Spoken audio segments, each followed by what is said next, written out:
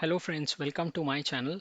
Today we are going to talk about Taurus Ascendant and the predictions for the month of July 2023. Now, for the Taurus Ascendant, the Ascendant Lord Venus is going to be in your fourth house from 7th of July to 6th of August. Now, Ascendant Lord in the fourth house, and that too a benefic like Venus, is an excellent position for getting the peace of mind as well as spending time at your home with family members, especially with your mother. Taurus ascendant people usually have a mother who exhibits traits of royal people and she possesses a distinct personality. So, this is a month to enjoy her company. Fourth house also indicates the last phase of life. So, this is also the time to think about investment in properties that may provide the desired level of cash flow or comfort in the old age. This is also a great month to buy a vehicle or a high end item that you wanted to buy for a long time. This also is a time to enjoy with the people who are near and dear to you. The only thing that you need to be careful is that you should not overspend on the luxury items. Now let us also look at other planets. Mercury is the lord of second and fifth house and it is going to be in its own sign till 7th of July, and after that it is going to move into the third house where it will stay till 24th of July in the enemy sign of moon. So if you see from the perspective of money inflow or from the gains that are visible for students or in the speculation business, only the first week of July, which is the time till Mercury stays in its own sign from 1st to 7th of July, is favorable for earnings from speculation as well as for all those students who wants to clear their competitive exams.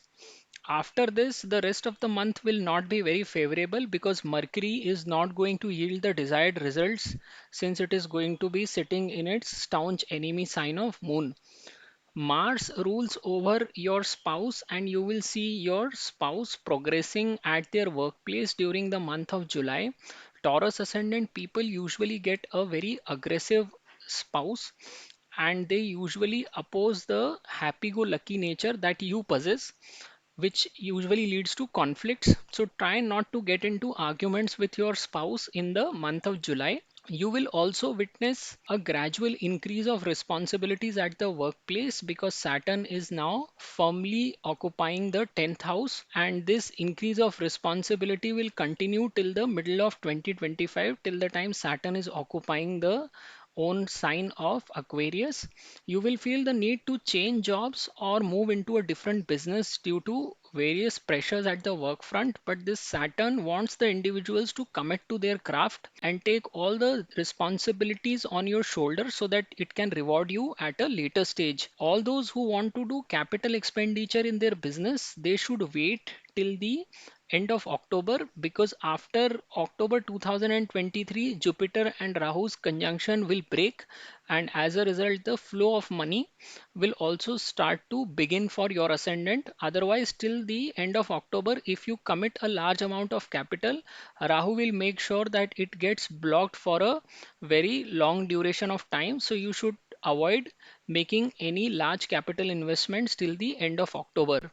Now, there are also certain dates where you need to be very cautious, and these are the dates when Moon passes through your 6th, 8th, and 12th house, and you should not make any key decisions during these days. So, for you in the month of July, these dates to remain cautious are 3rd and 4th of July, 11th and 12th of July, and 26th and 27th of July. Don't take any key decisions during these 6 days. If you look overall, this is an excellent month for Taurus ascendant people because the ascendant lord in the fourth house itself is a great combination to have in your chart, and this month is going to be very fruitful for you as far as spending time with your loved and near ones is concerned. So that's the summary for you for this month. I would request you to subscribe to my channel, and thank you very much for watching. नमस्ते दोस्तों, मैं प्रसाद जोशी अपने channel में आपका स्वागत करता हूं। आज हम जानने का प्रयत्न कर रहे हैं कि वृषभ लग्न वालों के लिए जुलाई 2023 का महीना किस तरह से निकलेगा। देखिए, वृषभ लग्न का जो लग्न स्वामी होता है वो शुक्र है, और शुक्र 6 जुलाई से लेके 8 अगस्त तक आपके चतुर्थ भाव में बना रहेगा। तो लग्नेश का चतुर्थ भाव में, और वो भी एक बेनिफिक प्लैनेट जो कि वीनस होता है, इस तरह का पोजीशन बहुत ही बेहतरीन कहलाता है। ये कॉम्बिनेशन व्यक्ति को मानसिक तौर पर शांति प्रदान करता है। और यहाँ पे आपको मौका मिलेगा जुलाई में अपने फैमिली मेंबर्स के साथ या जो भी लोग आपके नज़दीकी हैं उनके साथ समय बिताने का आपको मौका मिलेगा।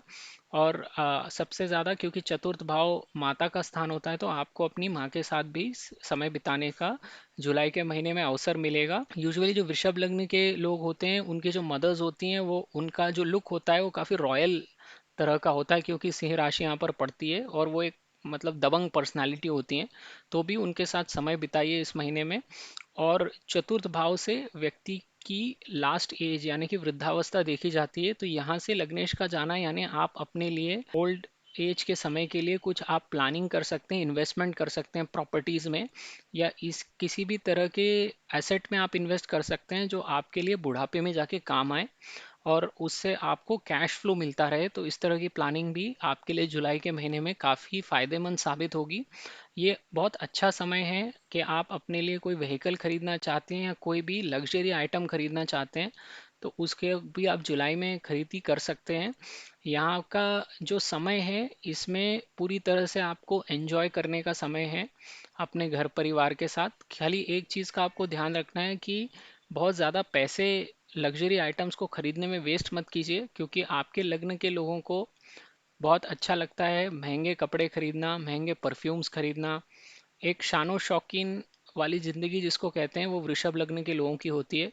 तो आपको लग्जरी आइटम खरीदना है तो खरीदिए, लेकिन उसके ऊपर ओवर स्पेंडिंग जो कहते हैं वो मत करिए, नहीं तो आप काफ़ी ज़्यादा फिर पैसे का लॉस कर बैठेंगे। एक नज़र बाकी ग्रहों पर भी डालते हैं। देखिए बुध आपके लिए द्वितीय और पंचम भाव के स्वामी बनते हैं और दोनों ही भाव धन कारक हैं। तो बुध यहाँ पे अपने ही भाव में द्वितीय भाव में बैठा रहेगा 7 जुलाई तक, और इसके बाद ये 8 से 24 जुलाई तक तृतीय भाव में मूव कर जाएगा।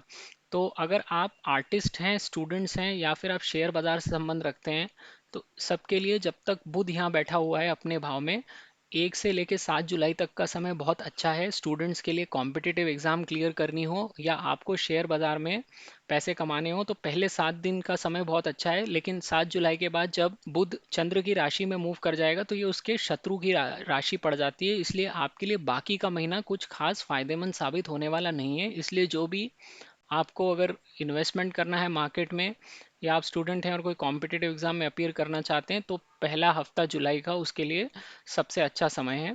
बाकी का समय फेवरेबल नहीं है। मंगल आपके लिए पति या पत्नी का कारक होता है और ये भी चतुर्थ भाव से भ्रमण करेगा जहाँ पर ये शुक्र के साथ भी युति करेगा। तो इस समय में आप देखेंगे कि आपका जो स्पाउस है उसको आपके प्रोफेशनल फ्रंट पे बहुत तरक्की करने का मौका मिलेगा, क्योंकि ये आपके स्पाउस के भाव से 10वीं पोजीशन है। तो उनका करियर में उत्थान होते हुए दिखेगा आपको जुलाई के महीने में। हो सकता है उनको कुछ प्रमोशन मिले या कोई अच्छा खासा बोनस मिल जाए। आपका आपके पति या पत्नी के साथ झगड़ा होना स्वाभाविक है, क्योंकि आपका जो दृष्टिकोण है जीवन के प्रति वो मौज मस्ती करने वाला है और आपका जो स्पाउस है वो स्कॉर्पियन राशि का होने की वजह से उसमें सारे जो वृश्चिक लग्न के तत्व हैं वो दिखाई देते हैं। झगड़ालू प्रवृत्ति का संशयी काटने के लिए दौड़ने वाला लोगों को, तो इस तरह के लोगों के साथ आर्ग्यूमेंट्स आपको अवॉइड करने चाहिए। तो इस महीने में किसी भी सूरत में अपने पति या पत्नी के साथ आर्ग्यूमेंट्स अवॉइड कीजिए। यहाँ पे आपके लग्न के लिए शनि दशम भाव में जनवरी में ही आ गए थे और ये 2025 के आखिरी तक यहीं पर बैठे रहेंगे। तो शनि जब भी दशम भाव से स्वयं भ्रमण करता है उसको देखता है तो लोगों के कार्यस्थल पे जिम्मेदारियों को धीरे धीरे बढ़ाता जाता है और काम इतना बढ़ जाता है कि लोगों को लगता है कि ये छोड़ के हम कुछ और काम कर लेते हैं। तो यहाँ पे इस तरह की अगर थिंकिंग आपके दिमाग में आती है तो उसको आप निकाल दीजिए, क्योंकि शनि उन्हीं लोगों को रिवॉर्ड करता है जो कि इन जिम्मेदारियों को स्वीकार करते हैं और कड़ी मेहनत करते हैं। तो इस समय कई हुई मेहनत आपको आगे काफ़ी काम आएगी। तो अगर आप किसी भी तरह का जॉब चेंज करने का सोच रहे हैं या बिजनेस में कुछ नया बिजनेस खोलने का सोच रहे हैं तो ये 2025 तक इसको अवॉइड कीजिए। जहाँ पर है वहीं पे डटे रह के काम करते रहिए, तभी ये शनि आपको रिवॉर्ड करने का काम करेगा।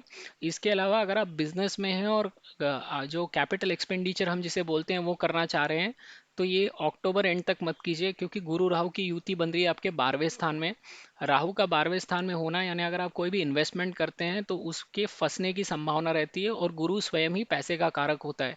तो यहाँ पे कोई भी कैपिटल एक्सपेंडिचर आप अवॉइड कीजिए, नहीं तो आपका पैसा फिर फंसेगा। नवंबर के शुरुआत से जब ये युति टूट जाएगी और राहु भी अपना स्थान बदल के 11वें भाव में चले जाएंगे, उसके बाद अगर आप कोई कैपिटल एक्सपेंडिचर करते हैं तो वो आपके लिए काफ़ी सूट करेगा। लेकिन तब तक इस तरह का कोई भी बड़ा इन्वेस्टमेंट करना अवॉइड कीजिए। अभी हर महीने में कुछ दिन होते हैं जब आपको सावधान रहना चाहिए। अब ये वो दिन होते हैं जब आपको कोई भी महत्वपूर्ण निर्णय लेना टालना चाहिए।